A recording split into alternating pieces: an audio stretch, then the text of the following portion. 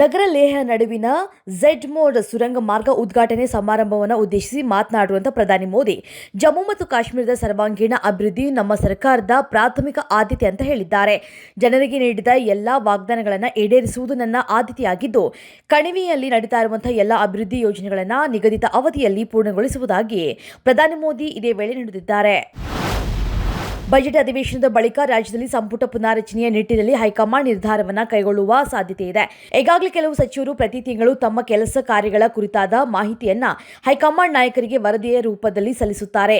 ಈ ವರದಿಯನ್ನು ಸಂಪುಟ ಪುನಾರಚನೆಯ ಸಂದರ್ಭದಲ್ಲಿ ಬಳಸುವ ಸಾಧ್ಯತೆ ಇದೆ. ಕೆಲವು ಸಚಿವರ ಕುರಿತಾಗಿ ಅಸಮಾಧಾನ ಇದ್ದು ಶಾಸಕರು ದೂರನ್ನ ಕೂಡ ನೀಡಿದ್ದಾರೆ. ಈ ಎಲ್ಲ ಮೌಲ್ಯಮಾಪನ ವರದಿಯು ಸಂಪುಟ ಪುನಾರಚನೆಯ ವೇಳೆ ಪರಿಗಣಿಸಲಿದ್ದಾರೆ. ಮೈಸೂರಿನ ಚಲುವಾಂಬ ಆಸ್ಪತ್ರೆಯ ಹೊರ ಆವರಣದಲ್ಲಿ ಮಲಗಿದ್ದ ರೋಗಿಯ ಸಂಬಂಧಿಯೊಬ್ಬರು ಮೃತಪಟ್ಟಿದ್ದಾರೆ. ಹೆಂಡತಿಯನ್ನ ಹೆರಿಗೆ ಕರೆತಂದಿದ್ದು ಚಾಮರಾಜನಗರ ಜಿಲ್ಲೆ ಗುಂಡ್ಲುಪೇಟೆ ತಾಲೂಕಿನ ಚೌಡಳ್ಳಿ ಗ್ರಾಮದ ನಾಗೇಶ್ ಮೃತರು.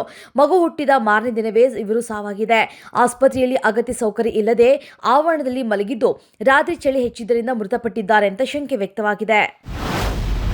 ಜೆಡಿಎಸ್ಗೆ ಹೊಸ ರಾಜ್ಯಾಧ್ಯಕ್ಷರ ಆಯ್ಕೆಗೆ ಚುನಾವಣೆ ನಡೆಸುವುದಕ್ಕೆ ಪಕ್ಷದ ವರಿಷ್ಠರಾದ ಎಚ್.ಡಿ. ದೇವೇಗೌಡ ಅವರು ಮತ್ತು ಎಚ್.ಡಿ. ಕುಮಾರಸ್ವಾಮಿ ನೇತೃತ್ವದಲ್ಲಿ ನಡೆದಂತಹ ಸಭೆಯಲ್ಲಿ ತೀರ್ಮಾನವನ್ನು ಮಾಡಲಾಗಿದೆ. ಜೊತೆಗೆ ಯುವ ಜನತಾದಳದ ಅಧ್ಯಕ್ಷ ನಿಖಿಲ್ ಕುಮಾರಸ್ವಾಮಿ ಈ ಸ್ಥಾನಕ್ಕೆ ಸೂಕ್ತ ಅಂತ ಸಭೆಯಲ್ಲಿ ಬಲವು ಕೂಡ ವ್ಯಕ್ತವಾಗಿದೆ. ಇದಲ್ಲದೆ ಪಕ್ಷದ ದ್ವೈವಾರ್ಷಿಕ ಸಾಂಸ್ಥಿಕ ಚುನಾವಣೆ ಸದಸ್ಯತ್ವ ಅಭಿಯಾನವನ್ನು ಚುರುಕುಗೊಳಿಸುವುದು ಸೇರಿ ಜಿಲ್ಲಾ ಮತ್ತು ತಾಲೂಕು ಪಂಚಾಯಿತಿ ಚುನಾವಣೆ ತಯಾರಿ ಹಾಗೂ ಪಕ್ಷ ಸಂಘಟನೆ ವಿಷಯಗಳ ಬಗ್ಗೆ ಸಭೆಯಲ್ಲಿ ಮಹತ್ವದ ನಿರ್ಧಾರಗಳನ್ನು ಕೈಗೊಳ್ಳಲಾಗಿದೆ.